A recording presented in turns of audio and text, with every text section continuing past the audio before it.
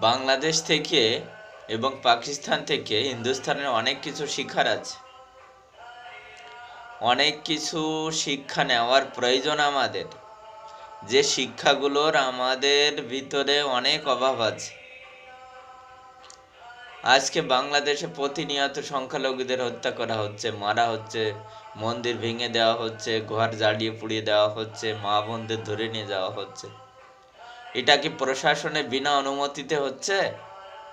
যে প্রশাসন 4 দিনের ভিতরে কলকাতা দখল করতে চায়, তারা নিজেদের দেশের ভিতরে যে অরাজকতা চলছে সেটা বন্ধ করতে পারে না।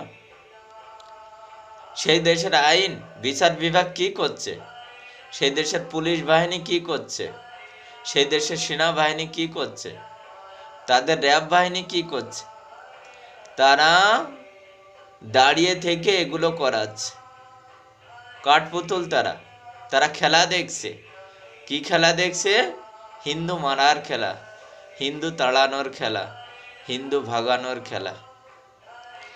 আমি মনে করব ভারতের সংবিধান পরিবর্তন করে তাদের খেলাটাকে অনুকরণ করা উচিত।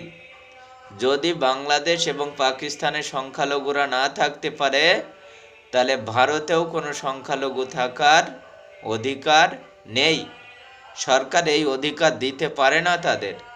আর এর জন্য আমি ভারতের জনগণকে, হিন্দুস্তানবাসী যারা আছে, হিন্দু যারা আছে, সনাতন ধর্মাবলম্বী যারা আছে, তাদেরকে আমি আহ্বান করব, আপনারা এগিয়ে আসুন, ঐক্যবদ্ধ হন এবং বাংলাদেশ আর পাকিস্তান মডেলে এদেশের সংখ্যালঘুদের দেশ থেকে উৎখাত করুন।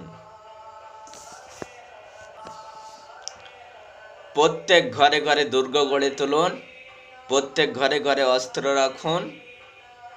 আর বর্তমান বাংলাদেশে যে পরিস্থিতি চলছে, ওই পরিস্থিতির জবাব কাঁটা দিয়ে কাঁটা তোলা। সেখানে তাদের সঙ্গে যেরকম আচরণ করবে, এখানে ওই ব্যক্তিদের সঙ্গে সেই রকম আচরণ করেই এর প্রতিরোধ করতে হবে আমাদের। তবেই আমরা এখানে টিকতে পারবো। তা নাহলে অদূর ভবিষ্যতে এই মৌলবাদের জাতাকলে, মৌলবাদের ষড়যন্ত্রে হিন্দুস্তানের অস্তিত্ব বিলীন হয়ে যাবে।